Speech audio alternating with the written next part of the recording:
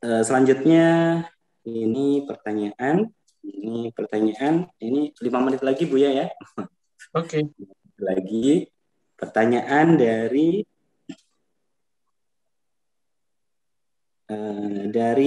Ridwan Muhtar, Bapak Ridwan Muhtar.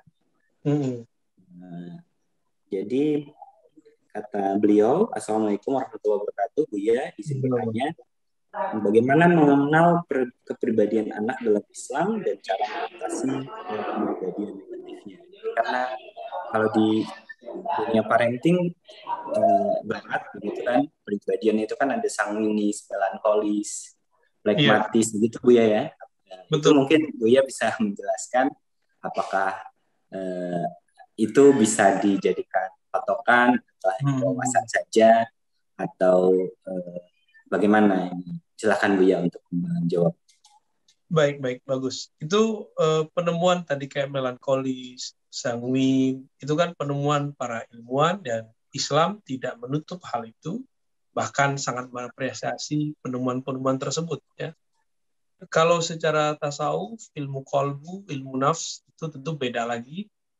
Ilmu kolbu itu targetnya membersihkan manusia dari karakter-karakter hewaninya, karakter iblisiahnya, karakter syaitonnya gitu.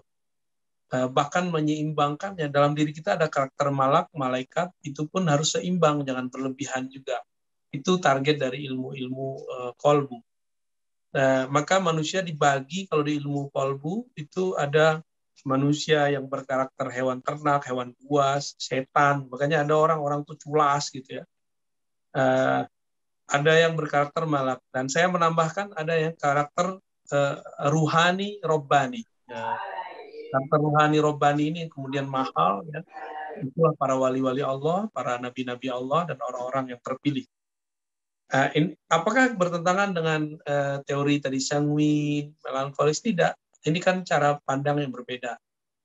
Kalau yang dijelaskan, yang kita jelaskan tadi, itu karakter semua manusia seperti itu.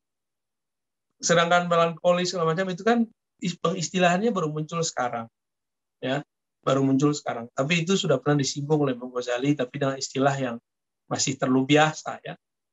Istilahnya belum belum semaju yang sekarang. Uh, Mengetahui itu penting dan saya menganjurkan teman-teman agar mengetahui datang ke psikolog boleh, tapi ini psikolog ini kan cuma bisa ngecek secara nafsiah, karakter jiwa, dia nggak bisa tembus ke kolbu. Maka banyak juga psikolog yang mohon maaf ya, dia bisa menyinari orang tapi dia sendiri terbakar. Nah, ini bahasa saya lah.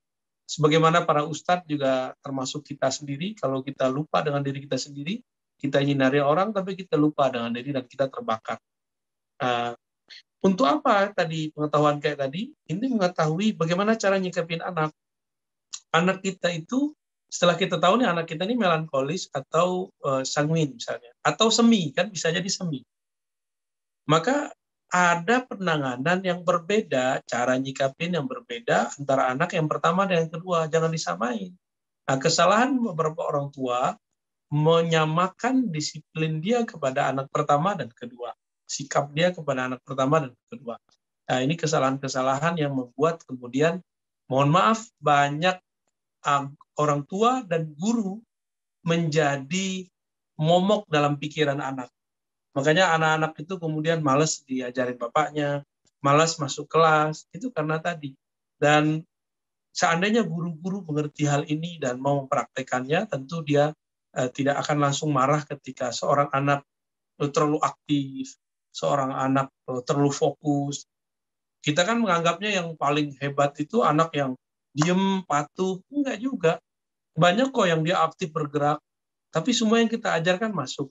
Di saat yang memperhatikan nggak masuk, itu banyak sekali.